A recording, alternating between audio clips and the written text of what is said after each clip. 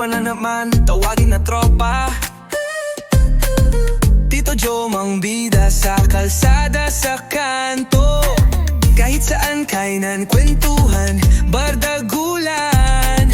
Mura na marumi pa, solid pa rin ang laban. Solid liquid gas, kahit anong estado. Tuloy ang saya, tuloy ang gulo. Tito ng ina mo, Tito Joe mang sigurado. Food trip bossing, walang kapantay to.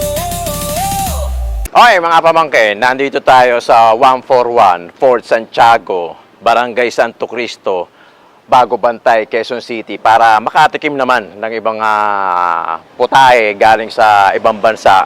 Ito ay walang iba kundi yung Pad Thai.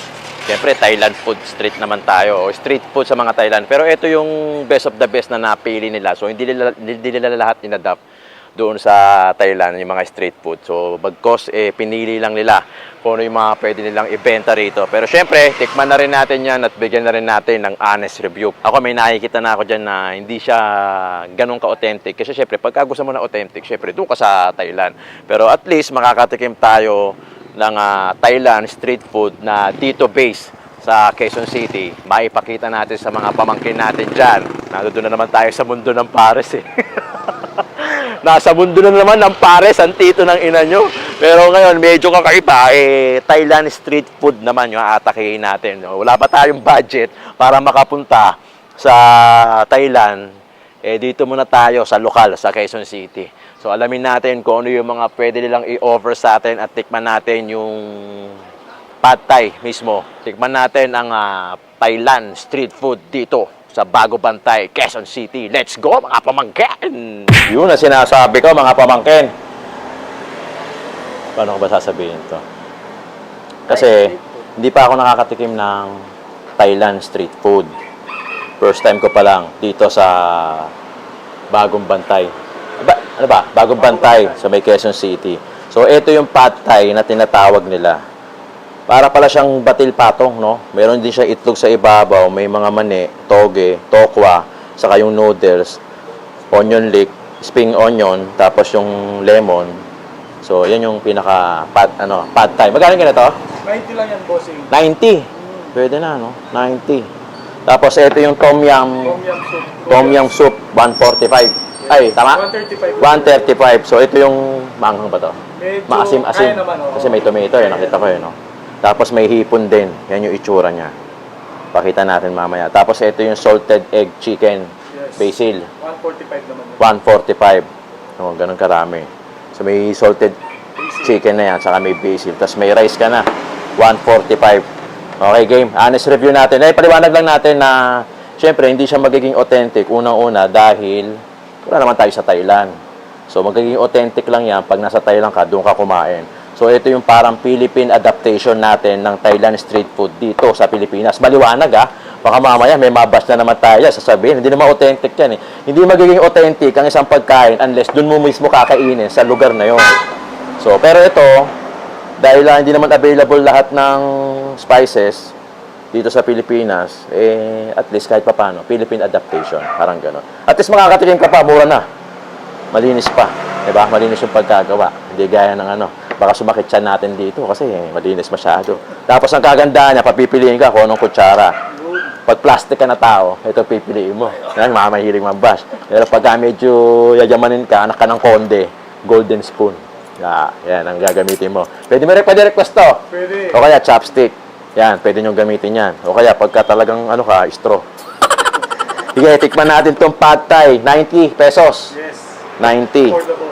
Parang batil patong. May mani din, ganito sa Chinese May mga mani yung maning hubad.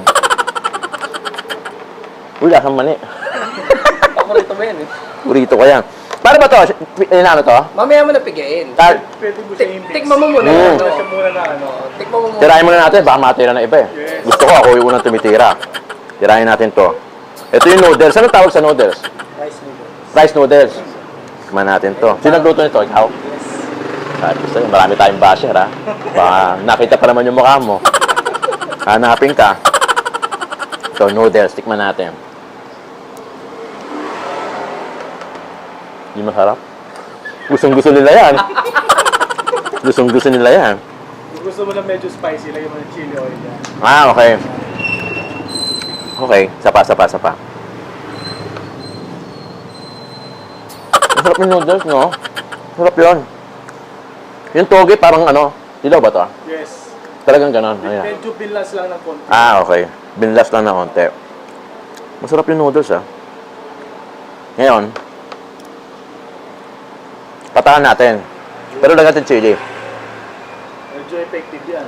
Ta? Homemade ba ta? Gawas bahay. Gawa sa bahay yan, homemade. Tapos papatahan natin ito. Ganun pala yun. Ah! Sarap. Okay. Tikman natin to ngayon. Pagka ganito, inahalo yan, syempre. Ayan na. Tapos pipigayin natin to. Hindi na siya magsama-sama. Sama-sama na yan. Pag isama na yan, kanin baboy na yan. Tikman natin yan. Ito, may kagat na ng anghang to. Pero ang Thailand talaga maanghang eh, no? Super ang talaga. So, pwede ka naman, mag-request kung gusto mo maanghang o... Kasi yung Pilipino, hindi masyado mahilig sa maanghang eh. Depende na lang. Ginagawa na lang nilang spices yung anghang. Pero hindi gaya sa mga country na ang base nila, maanghang talaga.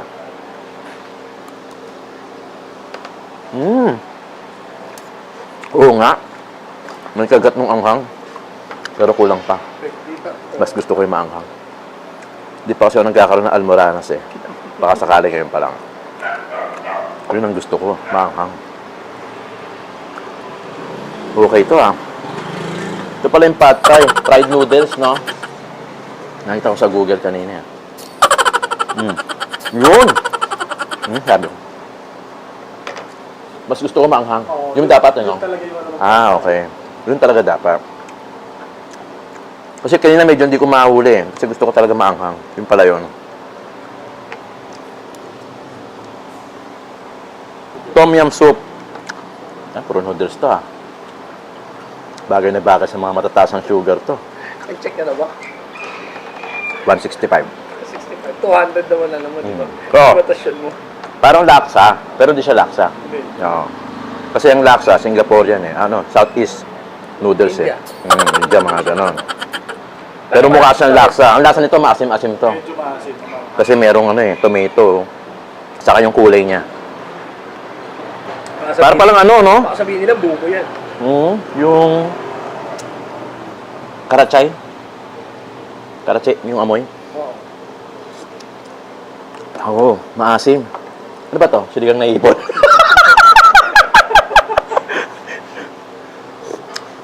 Sinagluto, ikaw no? Sabi ko sa'yo, ayun ka pala sir. Sarap.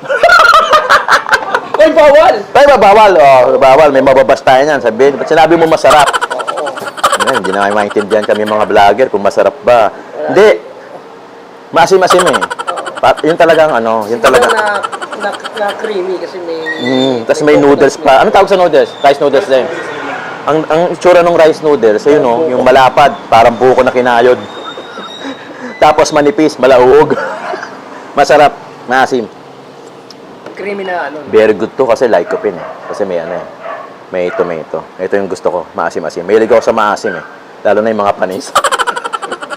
Yung mga panis, maasim-asim yun. Sabi ko na, honest review lang eh. Huwag yung sasabihin masarap.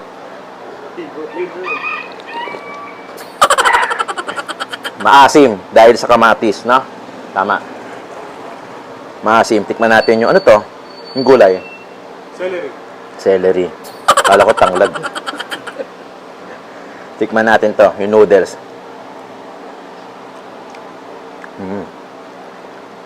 Sarap. Okay to. Magkano to? May ipon din yan. Magkano to? 135. 135. May hipon din. Kala mo nga, siligang na hipon eh. Pero may creamy lang siya. Gawa nung...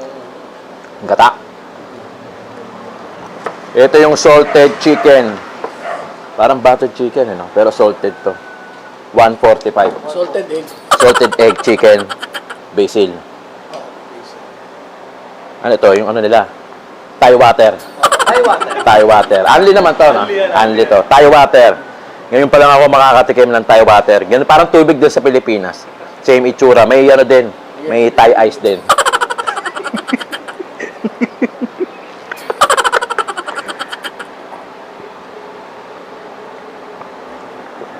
Manamis-namis pala ang Thai water. No? Sarap. Yung sa atin kasi lasang ano eh, kalawang eh. Lalo na pagkagaling gripo. Sa Pilipinas. Ito, manamis-namis yung Thai water. Lalo na pagka may Thai ice. Ano to? Salted. Tikman natin to. Ito, maalat to, no? Salted eh. Salted. Tikman natin to. Chicken. Wala nang buto to. Wala na. Ito, basil. Oh, bawal tayo sa kanin. Wala nang butik na. Sayang. Salted chicken. Ano to? Basil. Creamy. Malinis-linis. At greaseless pa. Hindi ko ata mapapagalingan lahat nito kung walang tulong ng efficacy oil. Pag naalala niyo yung commercial na yun, tito na rin kayo. Maalat-alat. Pero konti lang. Hindi ganon. Ano siya pang rice na? Hindi yung alat niya, galing kasi doon sa itlog na maalat. Pero pag nilagay mo siya sa kanin, syempre magbabalanse na yun. Wala na. Ano mo? Ayoko. Ano ka pa lang naman eh. May konti lang. Ano ka pa lang naman eh. 160?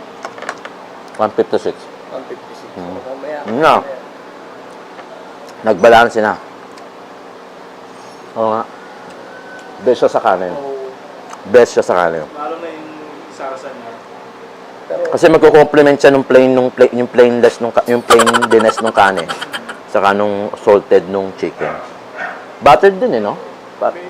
May konti eh, no? Nilalasahan ako eh. Sarap. Puro wala nang halong buto. Pwede mo lang lunukin. dito. Hop. Tapos may pagkalasa ng basil. Although hindi mo naman masyado malalasahan yung basil eh. Pero may onta. Sarap. Masarap siya sa kanin. Best siya sa kanin. Tito Joe, Tito Joe, Tito ng ina mo. Food vlogging ng masa, astig sa kwento. Kainan, bardagulan, walang kupas ang trip. Solid liquid gas, Tito Jom legit.